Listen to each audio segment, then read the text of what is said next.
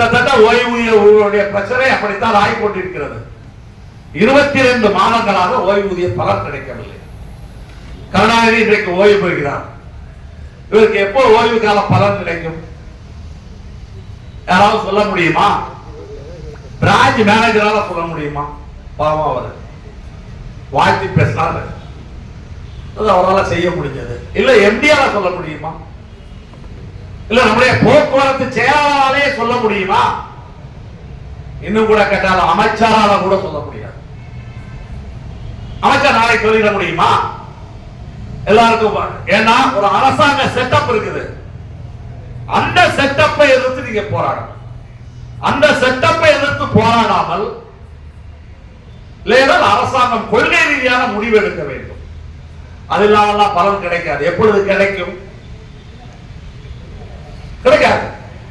இப்ப நம்ம ஊதிய ஒப்பந்தம் 29ஆம் தேதி பேச்சுவார்த்தை, 29ஆம் தேதி அநேகமா முடிவதற்கு வாய்ப்பில்லை.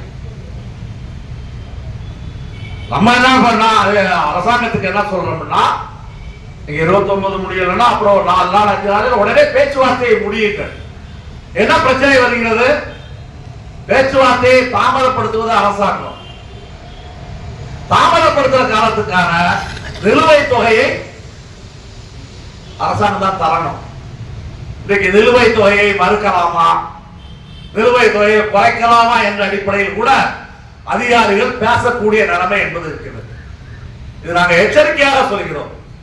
நீங்கள் தொழிலாளர்கள் புரிந்து கொள்ளவில்லை என்றால் நீங்க அதுக்கப்புறம் நம்ம என்னமும் பேசி பிரயோஜனமே கிடையாது. நான் போராடுவோம். ஆனால் சிஐடியுடைய சக்திக்கு உட்பட்டு போராடும். அவ்வளவுதான். சிஐடியில் மட்டும் தொழிலாளர்கள் இல்லை, எல்லா சங்கத்திலும் தொழிலாளர்கள் இருக்கின்றார்கள். தொழிலாளர்கள் சிஐடி சொல்வதற்காக அல்ல, இது எல்லோரையும் பாதிக்கக்கூடிய பிரச்சனை, எல்லோருக்குமான பிரச்சனை. கடந்த ஒரு வார காலத்துக்கு முன்னால் நம்முடைய அரசாங்க போக்குவரத்து ஊழியர் சங்கம் சார்பாக சென்னை நகரம் பூரா பிரச்சார இயக்கம் நடந்தது. அந்த பிரச்சார இயக்கத்திலே கான்ட்ராக்ட் முறை கூடாது, தனியாருக்கு மின்சார பேருந்தை இயக்குவதற்கு அனுமதிக்க கூடாது என்ற அடிப்படையில் நாம் பிரச்சார இயக்கத்தை நடத்தினோம். அந்த பிரச்சார இயக்கத்தை நாம் நடத்துவதற்கு பல தோழர்கள் விடுபடுத்தார்கள், பலர் சம்பளத்தை இழந்தார்கள். அதே போல சங்கத்தின் சார்பாக ஒரு 2 லட்சம் 3 லட்சம் செலவு பண்ணி அந்த பிரச்சார இயக்கத்தை நடத்தினோம். இப்ப இருக்கிற தொழிலாளி யாருக்கும் வேலை போயிருந்து விடல. ஆனால் எதிர்காலத்தில் தொழிலாளி இல்லைன்னு வச்சுருங்க, எதிர்காலத்தில் தொழிலாளியே இல்லை என்று வச்சுருங்க. ஹிட்லர் பாசிசத்தை அமுல்படுத்திய காலத்தில் ஒரு பாதிரியார் எழுதினார், ஹிட்லர் முதல்ல யூதர்களை படுகொலை செய்தார். நான் கண்டுக்காம இருந்தேன், ஏனென்றால் நான் ஒரு யூதன் இல்லை. அடுத்து ஹிட்லர் கம்யூனிஸ்டுகளை நோக்கி தாக்குதலை தொடுத்தார். நான் கண்டுகொள்ளவில்லை, ஏனென்றால் நான் ஒரு கம்யூனிஸ்ட் இல்லை. அடுத்து ஜனநாயகவாதிகளை நோக்கி தாக்குதல் தொடுத்தார். எனக்கு அரசியல்லாம் ஒண்ணு இல்லை, நான் ஒரு பாதிரியார். கடைசியா சர்ச்சுக்கு அடிக்கிறோம். ஐயோ அப்பான்னு கத்துற எவனுமே இல்லை. இருக்கவங்க காப்பாற்றுறதுக்கு எவருமே இல்லையா? இருக்கவங்க பூரா ஒழிச்சுட்டாங்கன்னா யார் யாரை காப்பாற்ற முடியும்? எனவே இருக்கிற தொழிலாளர்கள், இது 1 நாள் 2003க்கு பிறகு உள்ள தொழிலாளி பிரச்சனை, நாளைக்கு வரக்கூடிய கான்ட்ராக்ட் தொழிலாளி சம்பந்தப்பட்ட பிரச்சனை, தனியார் மயமானால் நமக்கு ஒன்றும் கவலை இல்லை, அல்லது இதுக்கும் நமக்கு சம்பந்தம் இல்லை. எல்லோருக்கும் எல்லா பிரச்சனைகளிலும் எப்போதுமே சம்பந்தம் இருக்கிறது. இங்கே சம்பந்தம் இல்லாத விஷயங்கள் எதுவுமே இல்லை. எனவேதான் மீண்டும் மீண்டும் என்ன சொல்கிறோம் என்றால், தொழிலாளர்கள் ஒற்றுமையாக இருக்கணும். தொழிலாளர்கள் என்ற ஒற்றை நோக்கத்தோடு எல்லோரும் நாம் ஒரு குடையின் கீழ், நமக்குள்ள 1000 அரசியல் கருத்து வேறுபாடுகள் இருக்கலாம், அரசியல் சிந்தனைகள் இருக்கலாம்.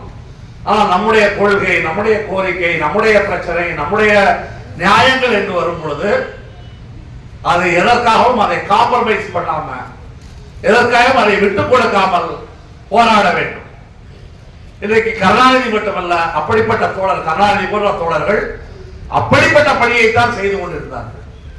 எதற்காகவும் நாம பிரான்ச் மேனேஜருக்கு பேசும்போது கூட சொன்னாரு, என்னோடு இனிமையாக பேசுவார், நன்றாக பழகுவார், எனக்கு அவரை மிகவும் நல்லா படிக்கும், ஆனால் தொழிலாளி பிரச்சனை என்றால் விட்டு கொடுக்க மாட்டார் என்று சொன்னார் இல்லையா?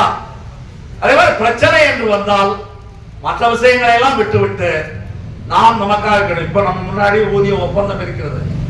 இப்ப நாங்கள் ஏற்கனவே எல்லா சங்கங்களுக்கும் சொல்லி இருக்கிறோம், எல்லா தொழிலாளிகளுக்கும் சொல்லி இருக்கிறோம், அரசாங்கத்துக்கு சொல்லி இருக்கிறோம். இந்த ஒப்பந்தத்திலே எல்லா பிரச்சனையும் முடிக்கிறது. வெறும் சம்பளம் மட்டும் பிரச்சனை அல்ல. நிறைய தொழிலாளர்கள் என்ன நினைக்கிறார்கள், ஏதோ கொஞ்சம் சம்பளம் கொடுத்தா போதும். கொஞ்சம் சம்பளம் இல்லை, நீங்க இப்ப முறைப்படுத்தி ஒரு தடவை பே மேட்ரிக்ஸ் வாங்கணும். இன்னும் சம்பளத்தில் சில பிரச்சனைகள் இருக்கிறது, அது ஆழமாக தொழிலாளிகளுக்கு தெரிவதற்கு வாய்ப்பில்லை. இப்போ அந்த பிரச்சனையெல்லாம் சரி பண்ணாதான் அடுத்து 8th பே கமிஷன் வரும் பொழுது சம்பளத்துல பிரச்சனை இல்லாம இருக்கும். இப்ப சம்பளத்தில் சரி செய்ய வேண்டும். அது மாதிரி நாளைக்கு ஓய்வு பெறக்கூடிய தொழிலாளிகளுக்கு பணம் கிடைக்கணும்னா இன்னைக்கு ரிட்டையர்ட் ஆகி பணம் இல்லாமல் 22 மாதங்களாக இருக்கக்கூடிய தொழிலாளிகளுடைய பணம் உடனடியாக செட்டில் ஆகணும். அதே மாதிரி ஓய்வூதியர்களுடைய டிஏ பிரச்சனை வரணும். 1/4/2003 பிறகு உள்ளவர்களுடைய இந்த எல்லா பிரச்சனையும் இந்த ஓய்வூதிய ஒப்பந்தத்திலே தீர்வு காண வேண்டும். அதற்கு எல்லா சங்கங்களும் ஒன்றிணையணும், எல்லா தொழிலாளிகளும் ஒன்றிணையணும். 29ஆம் தேதி பேச்சுவார்த்தை, 27ஆம் தேதி 29ஆம் தேதி பேச்சுவார்த்தை இருக்கிறது. அந்த பேச்சுவார்த்தையிலே இதை வலியுறுத்துவோம். மேக்சிமம் நம்ம எல்லா பிரச்சனைகளையும் தீர்ப்பதற்கு முயற்சி செய்வோம்.